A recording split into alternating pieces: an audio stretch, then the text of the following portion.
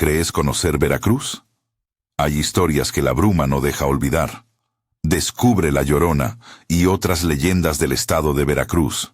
No son simples relatos para asustar en una noche de fiesta. Son memorias que se meten en la piel de quienes las escuchan y a veces siguen latiendo mucho después de que el fuego se apaga. Veracruz es agua y memoria. Ríos que cortan la llanura como cicatrices, un mar que guarda voces antiguas, puertos donde la niebla baja como un velo, y lo que una vez fue barco ahora parece flotar entre dos mundos. En esos bordes, entre la ribera y la orilla, entre lo conocido y lo que se perdió, nacen las historias. Las cuentan las abuelas entre cucharadas de café, los pescadores al volver del viaje, y los jóvenes que regresan a casa después de una noche de lluvia.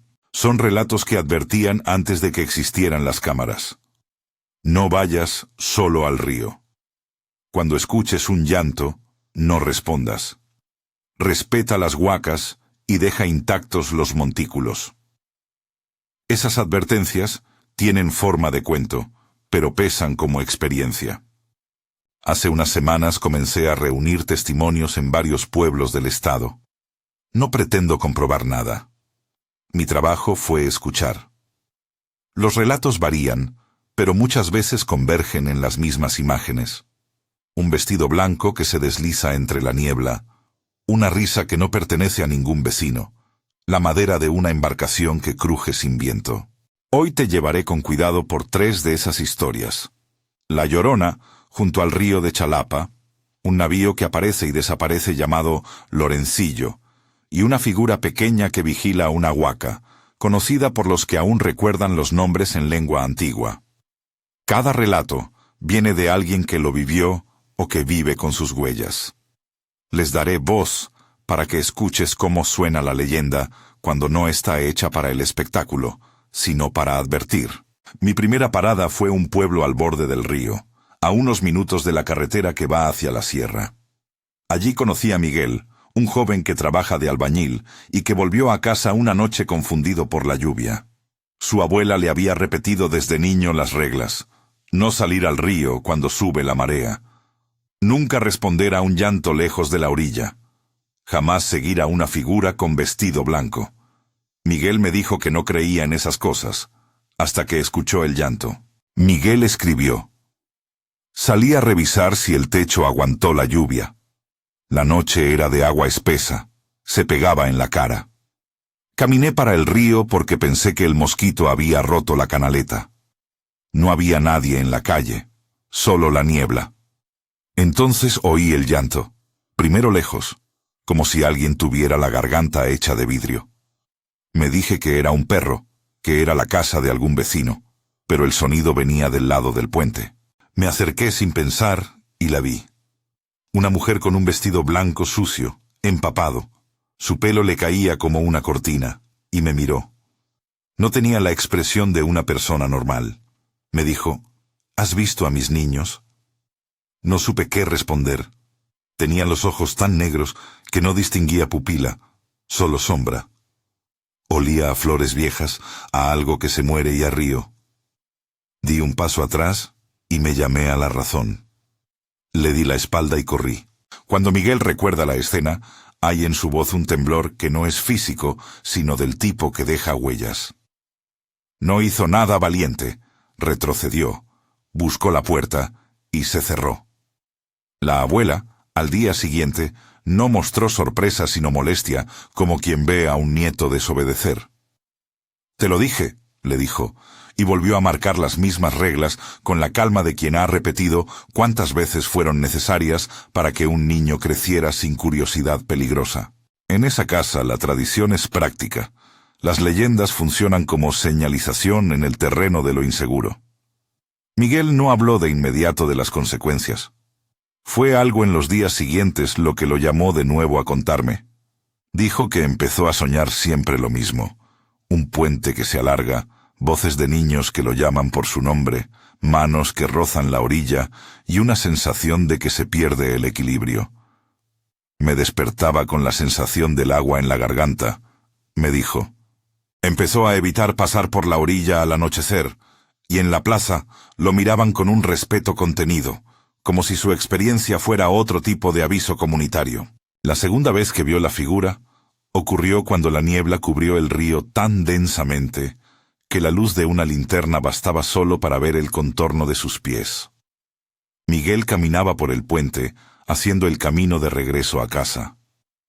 La lluvia había formado hilos que colgaban del alambre, y el sonido del río era un motor constante, un rumor uniforme que enmascaraba casi todo. Sintió que algo lo seguía, una presión en el pecho que le pedía mirar atrás. No lo hizo al principio, pero cuando lo obligaron los pasos, se volvió. Miguel escribió: «Esta vez la vi de frente, no como una sombra. Tenía niños alrededor, como si los abrazara, pero cuando la vi bien, los niños no estaban. Eran ecos. Me llamó por mi nombre, y no supe identificar la voz, si era la suya, o si eran voces que venían del agua. Empecé a sentir que el puente no era sólido, como si la madera se estuviera estirando como piel vieja. Sentí algo frío en el tobillo, como si alguien me jalara por dentro del pantalón. Fueron segundos. Perdí un zapato. No pude explicarlo. Me solté y corrí hasta que estuve en la luz de la calle, respirando aire caliente como si hubiera estado en el río. Por semanas la orilla me parecía una herida abierta en el pueblo. No hay en los relatos de Miguel escenas de violencia explícita. La naturaleza de la amenaza es otra. Un tironeo que intenta arrastrar la atención, una sugerencia de abandonar la orilla para siempre. En su testimonio, lo más inquietante fue la insistencia de la figura en ser respondida. Esa petición, ¿has visto a mis niños?, no pide información, pide compañía o reclamo. Es una pregunta que, según cuentan por la región, no busca consuelo, sino que actúa como lazo. Los vecinos de Miguel no testificaron haber visto a la mujer en blanco. Algunos dijeron haber oído el llanto por la noche y no se habían acercado por tradición. Otros admitieron que cuando eran niños jugaron a imitar el llanto junto al río, en una mezcla de burla y respeto, hasta que una abuela les pegó una bronca y les enseñó a no exagerar el peligro. Hay una ambivalencia en la comunidad. La leyenda sirve para educar y para explicar lo inexplicable. Es a la vez consigna y protección. Entre las advertencias que me dijeron una y otra vez, hay una que se repite con precisión: no responder. Si la escuchas, no digas nada. Aléjate y abre la puerta de tu casa con cuidado, me dijo la señora Rosa, que vende tortillas en el mercado. Si la miras a los ojos, te engancha, añadió.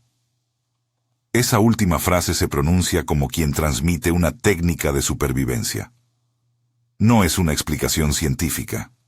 Es una regla de la que dependen muchas noches sin sobresaltos. Mientras hablábamos, Miguel me pidió no grabar algunas de las partes más íntimas. Quería que quedara entre nosotros.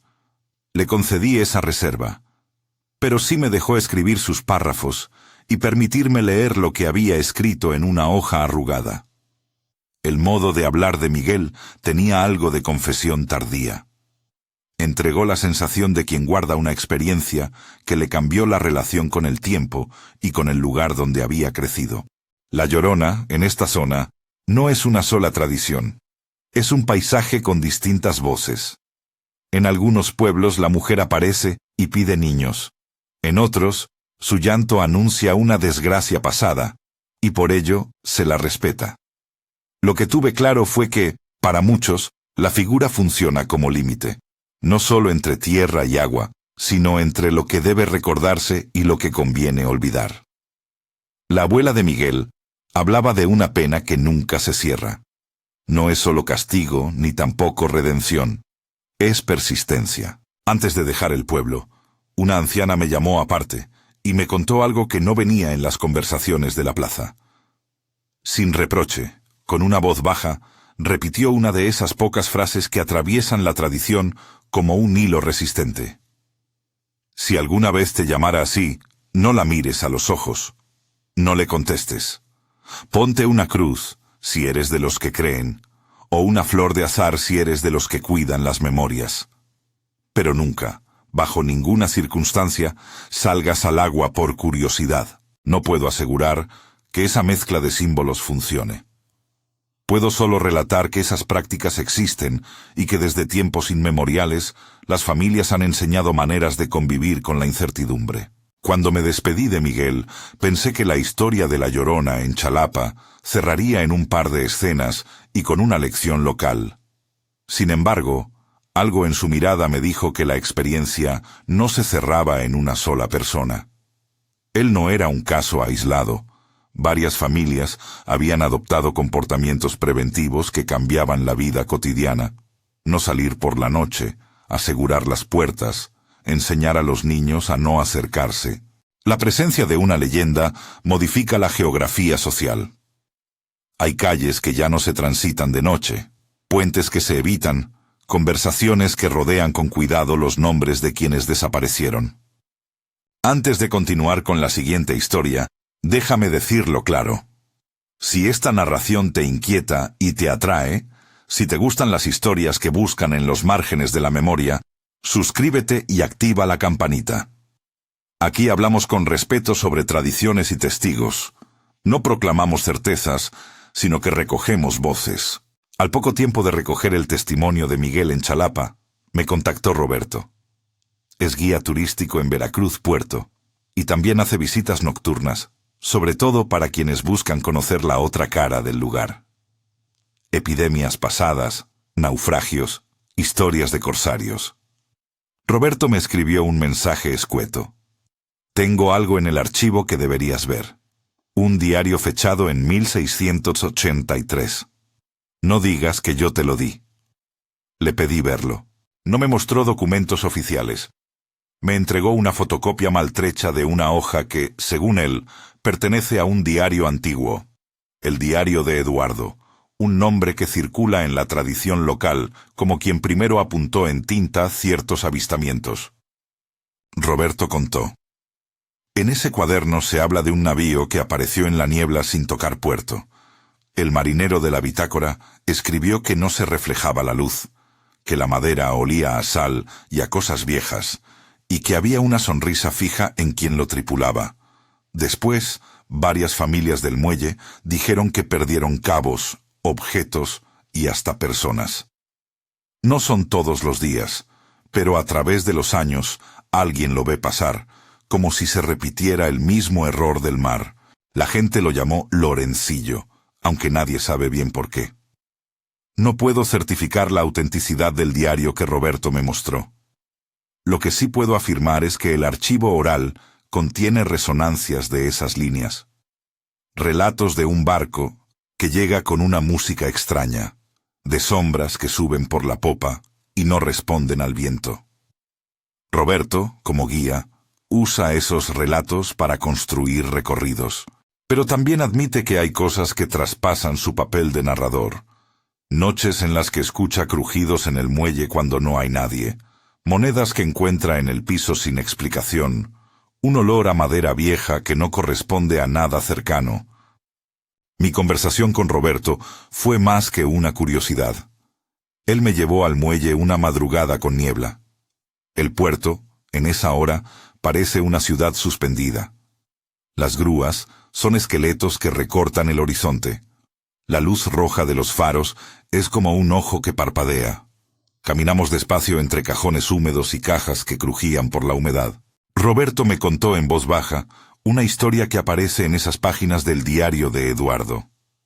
La llegada de un hombre que no envejecía, que vestía como de otro siglo y cuya sonrisa nunca desaparecía. El hombre, según el relato, salía a la orilla y miraba a la gente como si buscara algo que el puerto no le podía devolver. Roberto citó un fragmento de la bitácora que le interesa profundamente por su carácter repetitivo. Venían voces. Gritaban nombres que uno cree propios, y al mirar no había nada.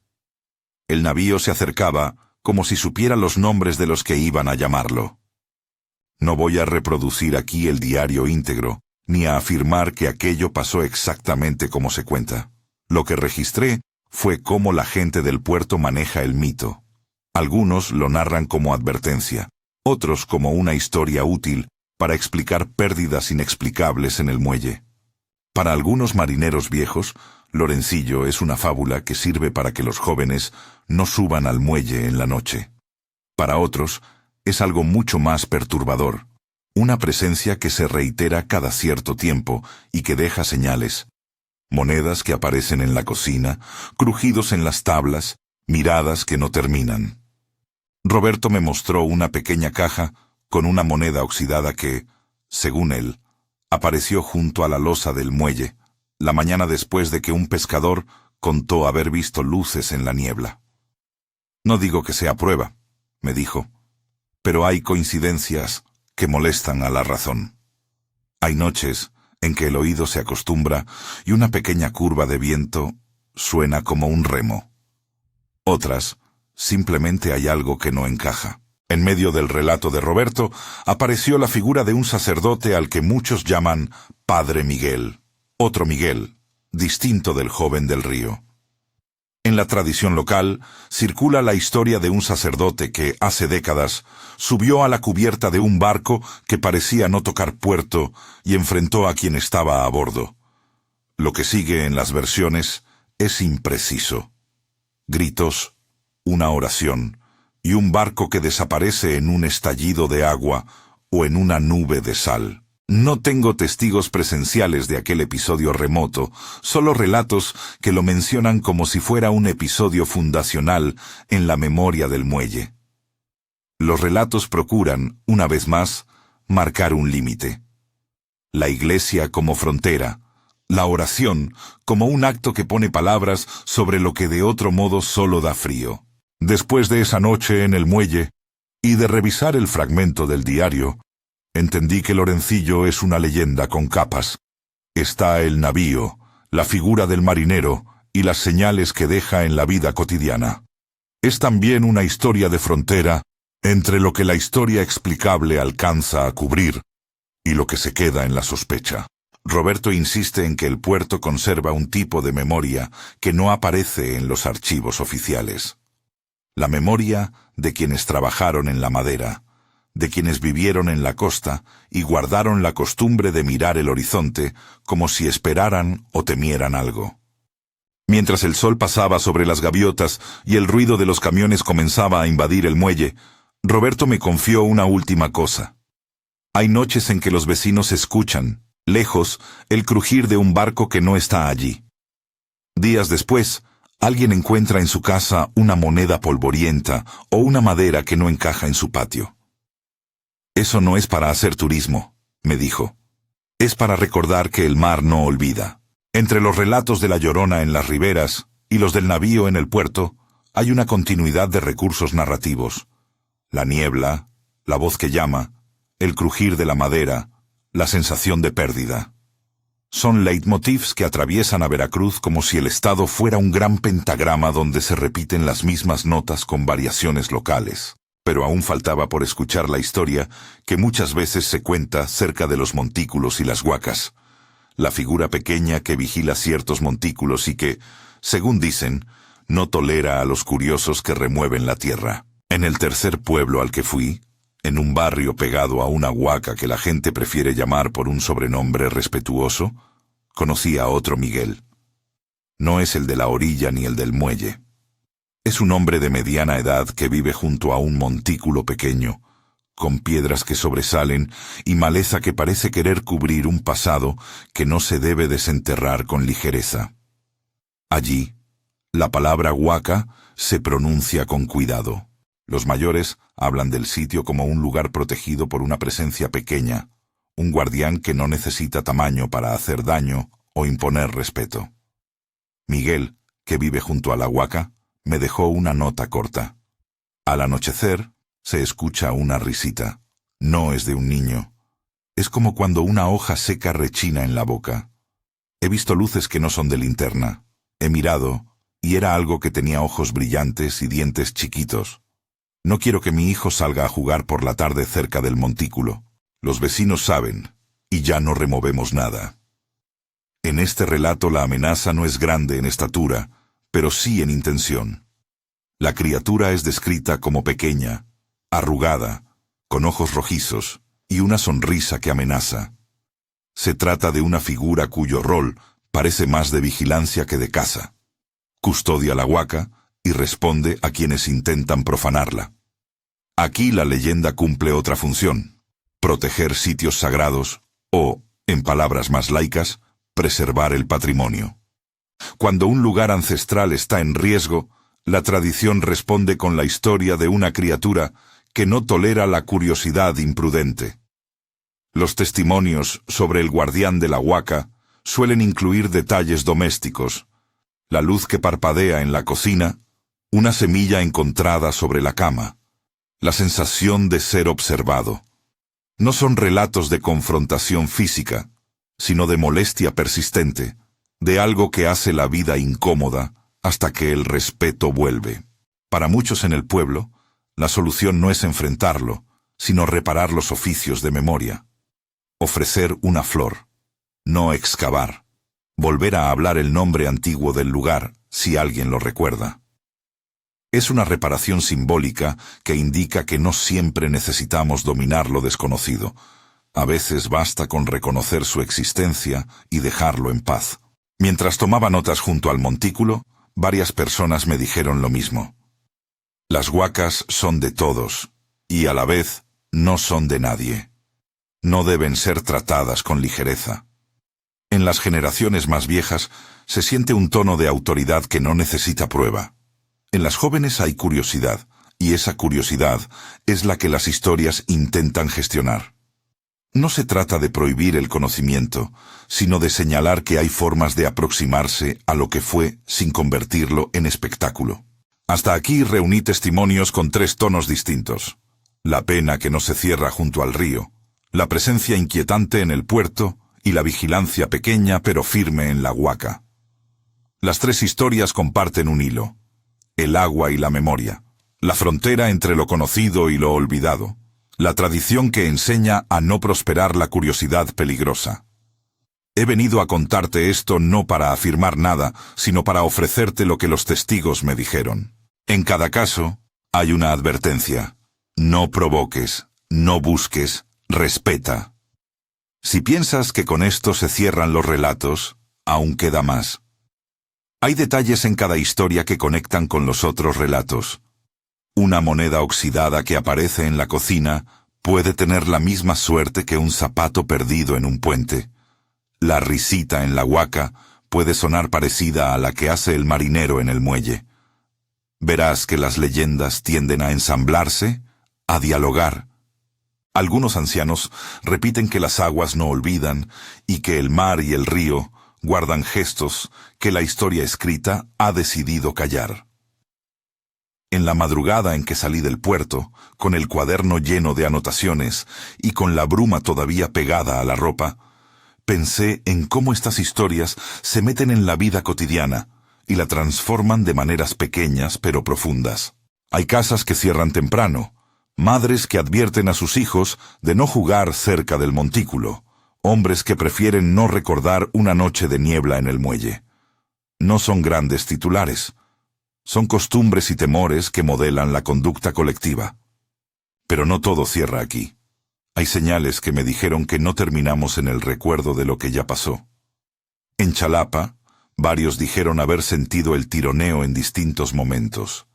En el muelle, algunas monedas aparecen y desaparecen en patrones que nadie entiende. En la huaca, las luces vuelven en noches específicas. Esos patrones anuncian que las historias siguen vivas y que quizá las próximas veces que regresé encontraría nuevas voces, otras versiones, o quizá una noche en la que la niebla no me permitiría volver a casa. Fue con esa sensación que guardé mis apuntes y confirmé la necesidad de volver. Hay relatos que exigen que se les siga la pista, porque en su persistencia muestran algo más profundo que la anécdota. Una manera local de nombrar lo que duele, lo que falta y lo que se cuida. Al cerrar la libreta, pensé en las reglas de la abuela de Miguel y en la sonrisa que nunca se ha ido de la leyenda del navío. Recordé la risita en la huaca, pequeña y bordeando la ternura y la amenaza. Y supe que, Si te interesa seguir, estamos apenas en el inicio. Hay noches que exigen no solo escucha, sino prudencia. Y hay historias que, aunque parezcan aisladas, forman una red en la que cada hilo tensiona al otro. Si en este punto algo de todo esto te está inquietando, guarda la calma. No te acerques al agua por curiosidad, y si alguna vez escuchas un llanto en la orilla, recuerda la advertencia de las abuelas. No contestes, no mires a los ojos, regresa a casa. Mañana te llevaré de nuevo al muelle con Roberto. Revisaré de nuevo el fragmento del diario de Eduardo y te contaré la noche en que el sacerdote decidió subir a la cubierta para enfrentar lo que venía flotando. También volveré a la huaca para conversar más con Miguel y con quienes guardan las palabras antiguas. Hay preguntas sin respuesta que piden más tiempo. Y en Veracruz, la niebla ayuda a que las preguntas no se disipen tan rápido. Al día siguiente regresé al muelle con Roberto antes del amanecer. La niebla aún colgaba baja, pegada a las tablas, y el puerto parecía una ciudad suspendida entre el sueño y algo que insiste en no dejarle dormir. Roberto caminó con paso seguro. Conocía cada tabla rebasada, cada mancha de sal. Me entregó otra hoja fotocopiada del supuesto diario de Eduardo y dijo, en voz baja, que había un pasaje que muchos recordaban porque resumía la ley de la memoria del puerto. Quien mira mucho al mar, a veces vuelve con recuerdos que no son suyos. Leímos juntos el papel bajo la luz parpadeante de una farola oxidada.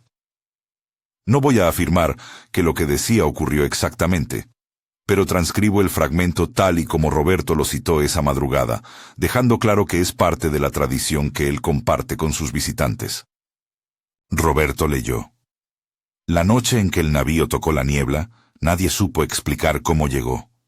Traía una música sin aire y una risa que no terminaba. Subí a la borda y vi a un hombre que sonreía con demasiada calma. Le hablé con la fe que aún guardaba, y mi voz fue tragada por el agua.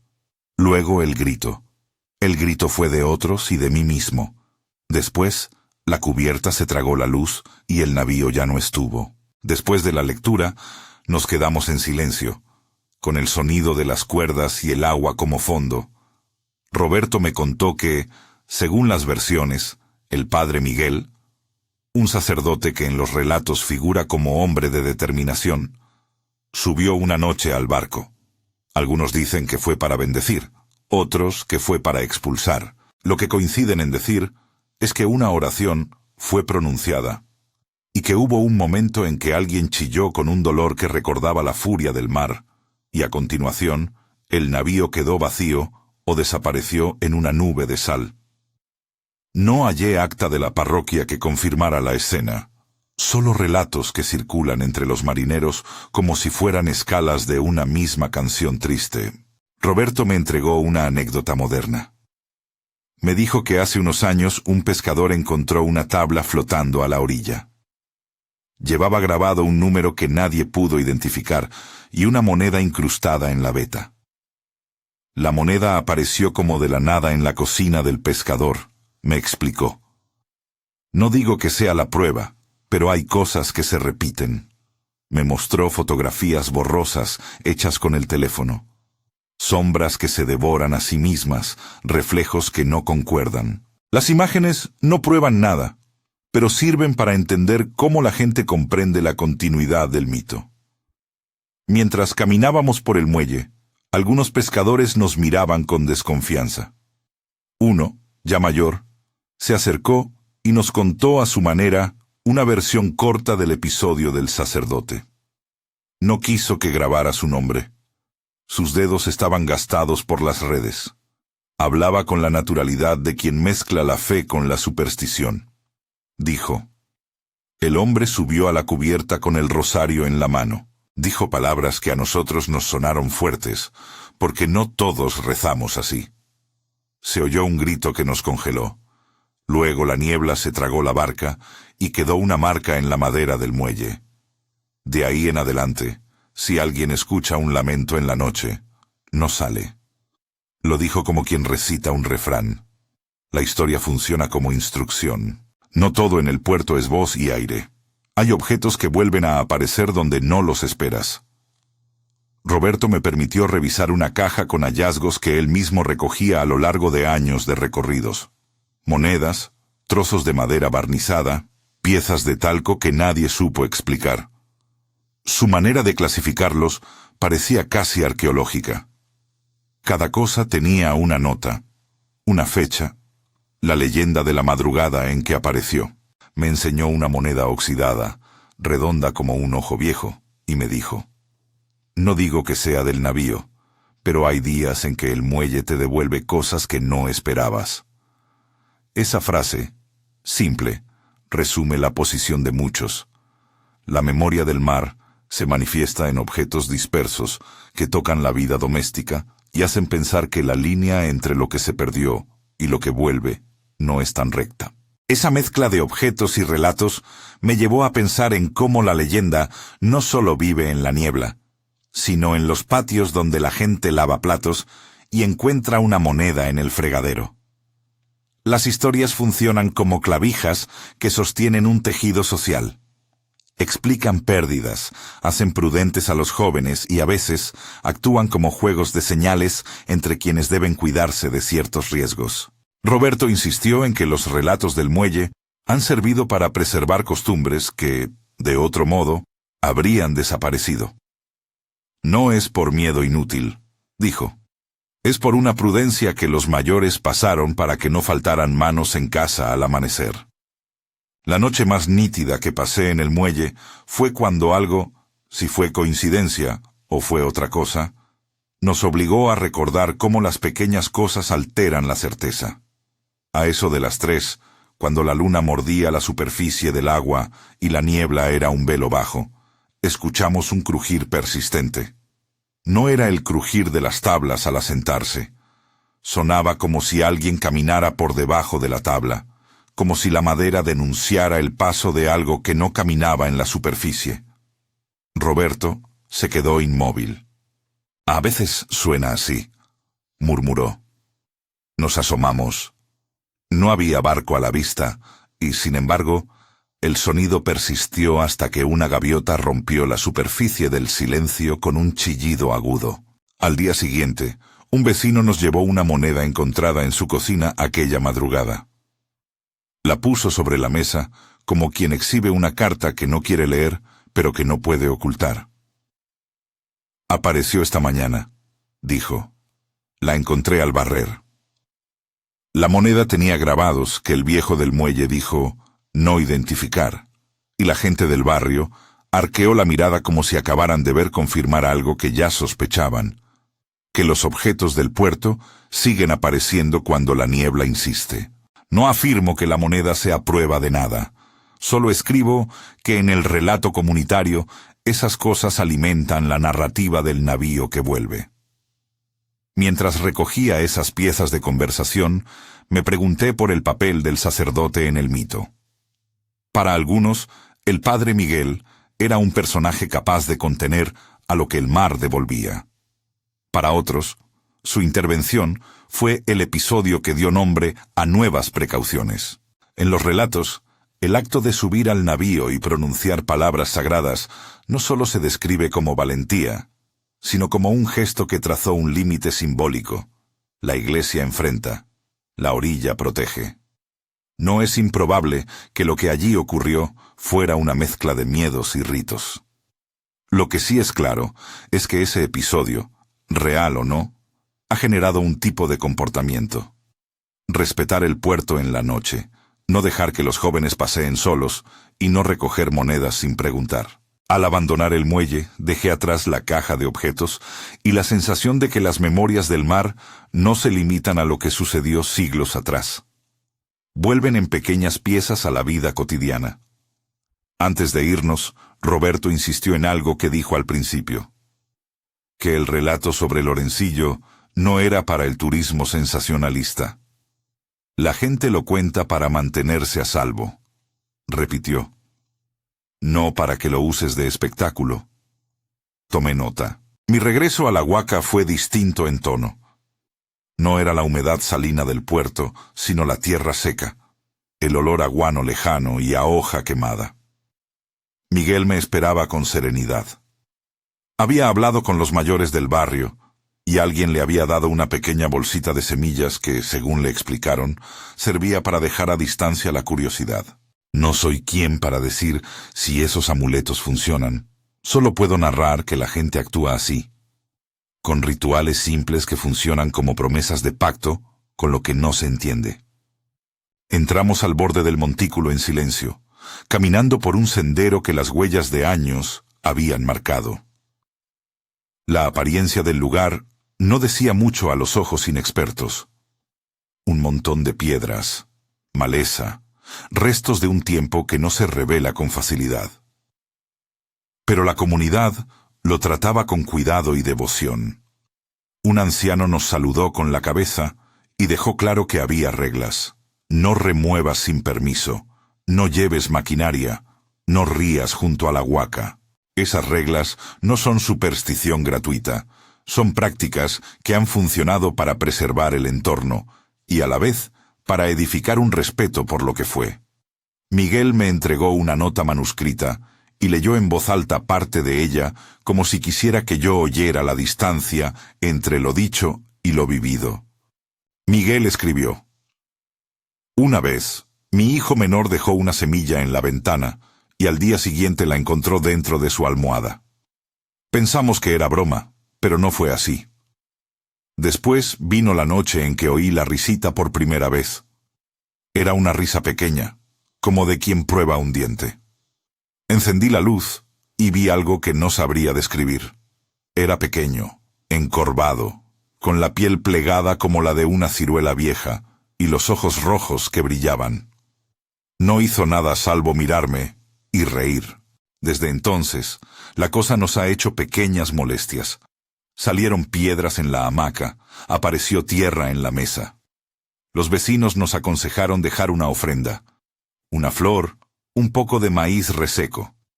Desde que lo hicimos, la risita bajó de volumen. No sé explicar si es fe, costumbre o miedo. Solo sé que aprendí que no hay que remover. Esa confesión íntima tiene algo de universal. La sensación de que ciertos lugares guardan un umbral que, una vez cruzado, exige un precio. En la versión del guardián de la huaca, el precio no es inmediato ni sangriento, es persistente e incómodo. No se busca la carne, se busca la tranquilidad, el silencio, el mantenimiento del lugar sin curiosidades que lo trastornen.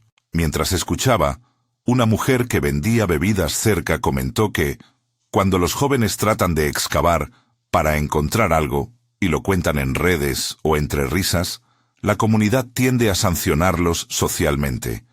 Se les niega la confianza para organizar fiestas. Se les recuerda con voz dura las historias de quienes regresaron con mala suerte. Esa postura demuestra que la leyenda no es solo relato, es mecanismo social. Si alguien desafía la costumbre, la comunidad responde con medidas que pueden ir desde una reprensión hasta la exclusión temporal de ciertos acontecimientos. En ese sentido, la leyenda actúa como un sostén de la memoria colectiva. Protege el lugar imponiendo límites. Decidí quedarme una tarde más en el barrio y observar cómo la vida continuaba con esa presencia difusa. Vi a niños jugar en la calle, pero con la advertencia presente en cada juego: no pasar cerca del montículo. En una casa, una abuela soltó la frase que ya había escuchado en otros pueblos: deja a las cosas como están, no inventes nada bueno con lo ajeno. La frase resume la filosofía de quienes creen que la curiosidad puede volverse castigo.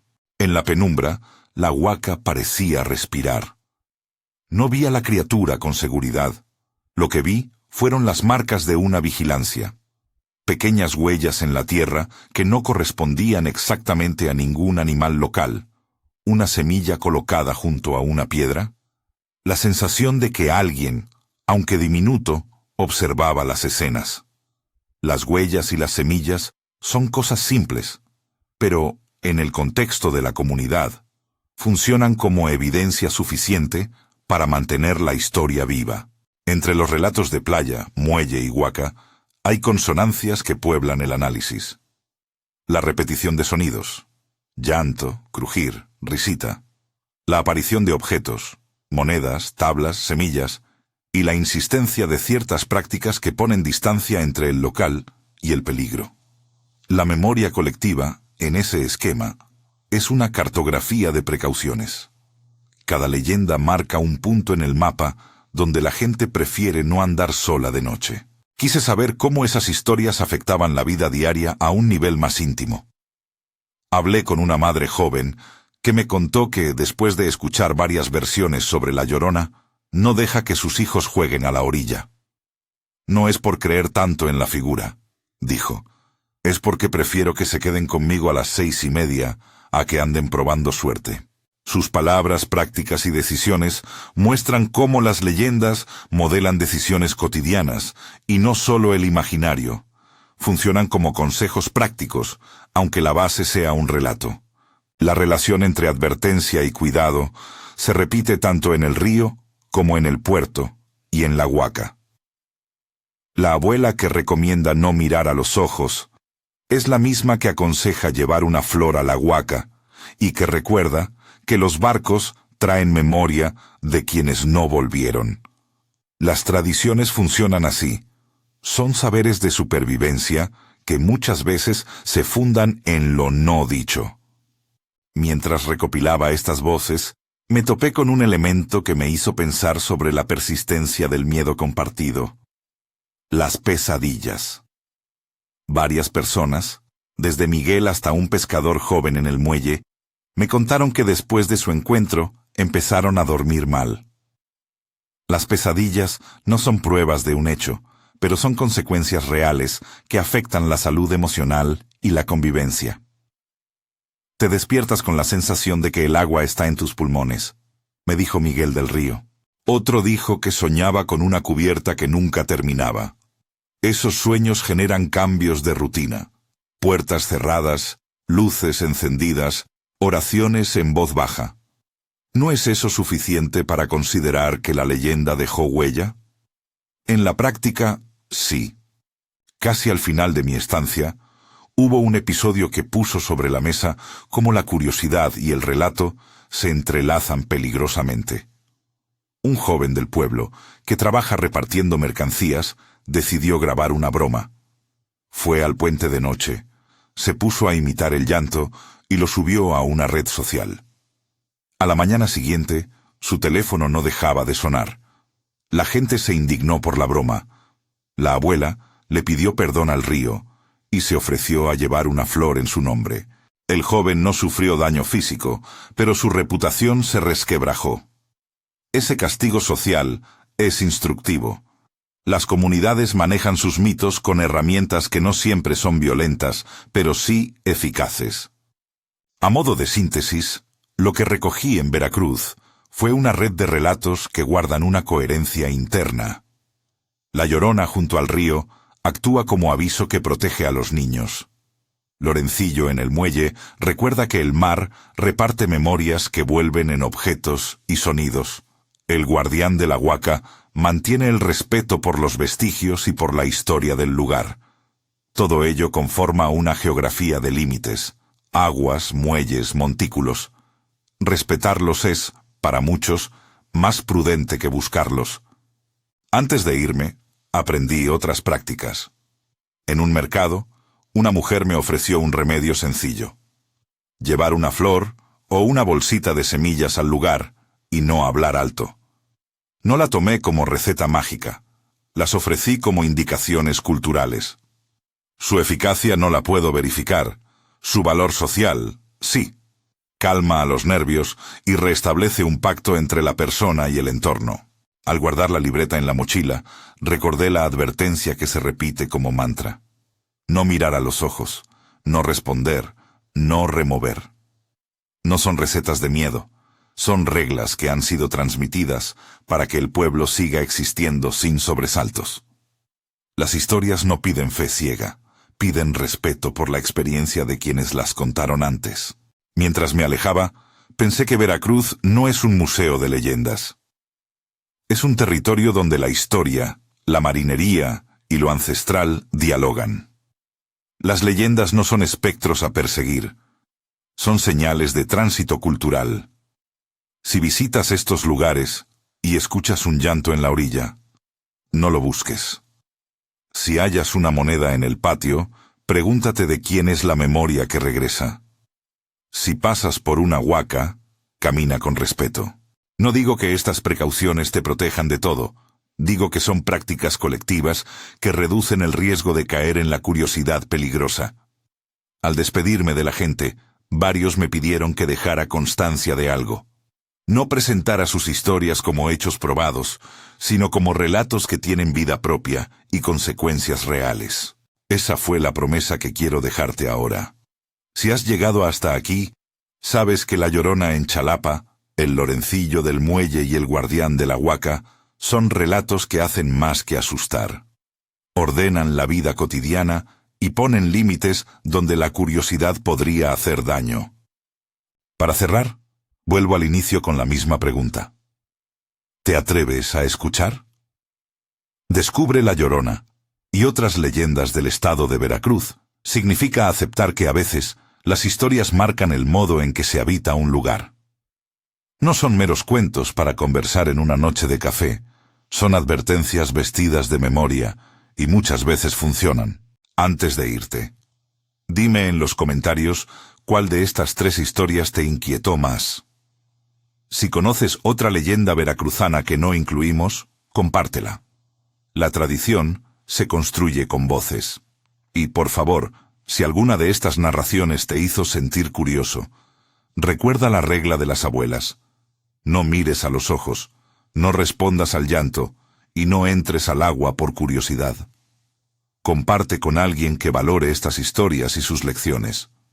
Volveré con más voces y más noches de niebla, pero por ahora te dejo con el rumor del río, el crujir del muelle y la risita que todavía se siente en la huaca.